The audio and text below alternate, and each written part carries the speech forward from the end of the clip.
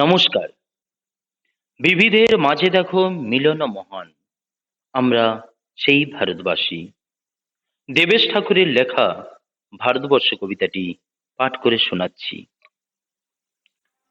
ভারতবর্ষ মানে কোনো আর্ট পেপারে আঁকা জল রঙের মানচিত্র নয়।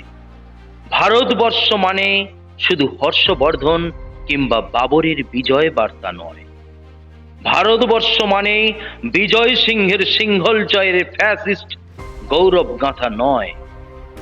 ভারতবর্ষ মানে শুধু মীনাক্ষীপুরম কিংবা জামা মসজিদ নয়। ভারতবর্ষ মানে নেহেরুজির বংশানুবৃত্তি কিংবা জিন্না সাহেবের অলিখিত শ্বেতপত্র নয়। ভারতবর্ষ মানে এক ভালোবাসা, আমার, তোমার, শব্দের, সঙ্গীতের, জীবনের, আকাশের, মাটির ভালোবাসা। আমাদের প্রাইমারি স্কুলে কলুখা সাহেব, যার ধপধপে সাদা দাড়ি, মাথায় ফেজ, ড্রিল করাতেন আমাদের left right left, left right left.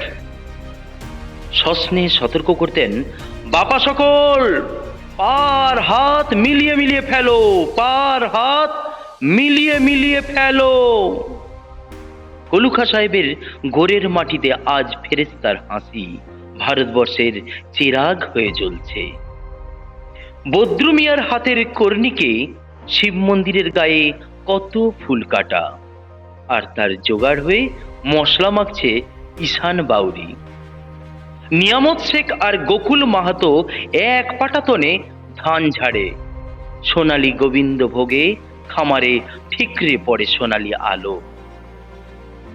পদন মাঝি দাঁড় টানত যুবতী গঙ্গায়, আর বৈঠা ধরত হোসেনুর মাঝি।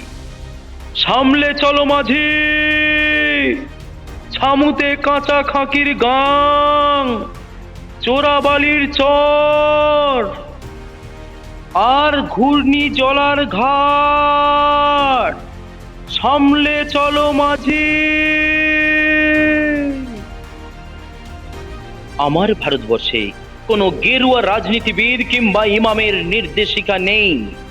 এখানে কোনো হাদিস বা সংহিতা ছাড়াই কোজাগরি চাঁদের অকৃপণ আলো পড়ে ঈদগার উপর, আর রমজানি চাঁদ তুলসী মঞ্চের গায়ে পূর্ণ আলো দেয়। আমার ভারতবর্ষ মানে রবি ঠাকুরের মধ্যে নজরুল। আমার ভারতবর্ষ মানে রবিশঙ্কর আর আলী আকবরের যুগলবন্দি। আমার ভারতবর্ষ মানে গণেশ পাইন আর মকবুল ফিদার রঙিন ছবি। আমার ভারতবর্ষ মানে লালন ফকিরের গান। আমার ভারতবর্ষ মানে আমি শুনেছি মোহাম্মদ রফির সঙ্গে লতা মঙ্গেশকরের ডুয়েট। দেখছি পাল্লা দিয়ে আজাহারের সঙ্গে সচিনের দৌড়। আমার ভারতবর্ষ মানে সৈয়দ কিরমানির সঙ্গে সুনীল গাভাস্করের পাল্লা দিয়ে রান।